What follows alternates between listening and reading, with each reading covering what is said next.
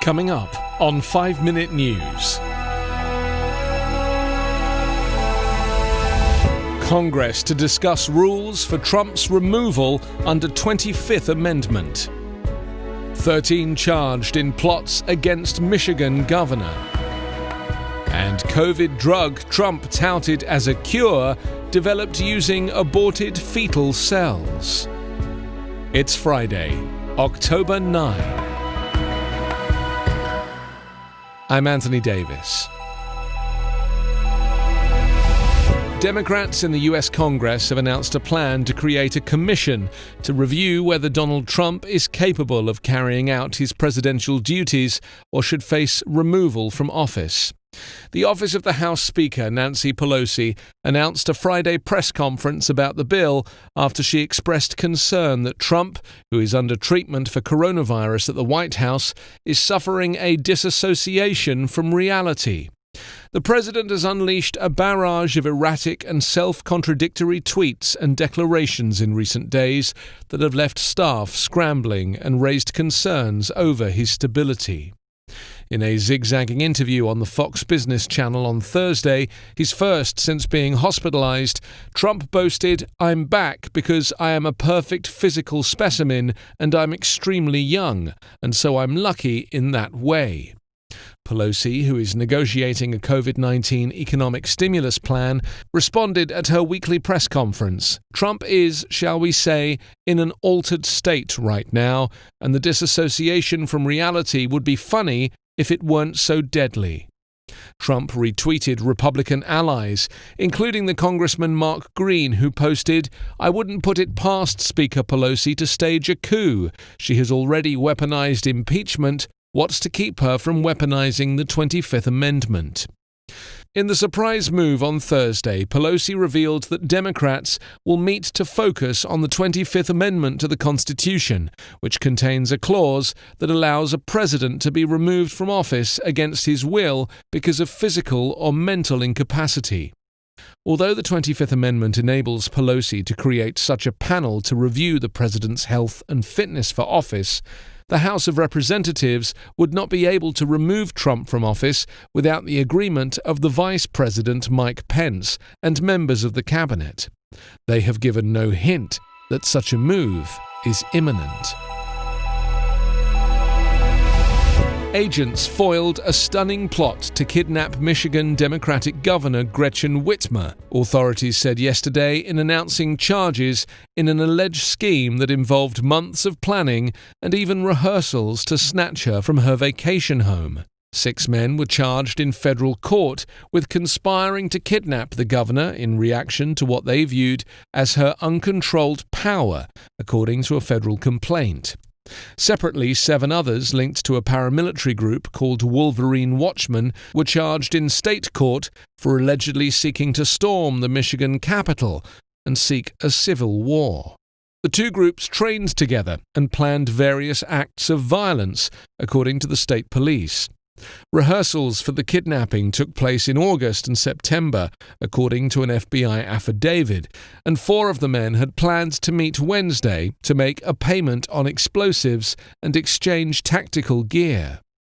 The FBI quoted one of the men as saying Whitmer has no checks and balances at all. She has uncontrolled power right now. All good things must come to an end. Authorities said the plots were stopped with the work of undercover agents and informants. The men were arrested on Wednesday night. The 6 charged in federal court face up to life in prison if convicted. The state terrorism charges the other 7 men face carry a possible 20-year sentence. A few hours later, Whitmer pinned some blame on President Donald Trump, noting that he did not condemn white supremacists in last week's debate with Joe Biden, and instead told a far-right group to stand back and stand by. Hate groups heard the president's words not as a rebuke but as a rallying cry, as a call to action, Whitmer said. There's no indication in the criminal complaints that the men were inspired by Trump. Authorities also have not publicly said whether the men were angry about Whitmer's coronavirus orders. Several members talked about murdering tyrants or taking a sitting governor. The 7 men in state court are accused of identifying the homes of law enforcement officers and making violent threats intended to instigate a civil war. The antibody cocktail that President Donald Trump received for his COVID-19 infection and touted on Wednesday evening as a cure for the deadly virus was developed using cells derived from aborted fetal tissue, a practice the White House and anti-abortion rights groups oppose. Last week, Mr. Trump received Regeneron Pharmaceuticals' cocktail of monoclonal antibodies, an experimental therapeutic for coronavirus that is still undergoing testing and is not FDA approved. In a nearly 5-minute video posted on Twitter on Wednesday, the president lauded its effects, calling it the key. "I think this was a blessing from God that I caught the virus. I think it was a blessing in disguise," Mr. Trump said in the video. "I caught it, I heard about this drug, I said let me take it, and it was incredible the way it worked." But the way in which the antibody cocktail was developed is at odds with the Trump administration's position on stem cell research. The drug's potency was tested in a lab using HEK293 T cells, a cell line originally derived from the kidney tissue of a fetus aborted in the Netherlands in the 1970s, said a spokesperson for Regeneron. The cells were used in testing the antibody candidate's ability to neutralize the virus and helped researchers determine the best 2 antibodies, which now make up the Regen COVID-2 cocktail, the spokesman said. Remdesivir, an antiviral drug Mr. Trump received, also was tested using the HEK293 T cells. Last year, the Trump administration said it would no longer support long-standing funding for medical research by government scientists using human fetal tissue, a move that countered advice from physicians and researchers. The decision was seen as a major victory for anti-abortion rights groups.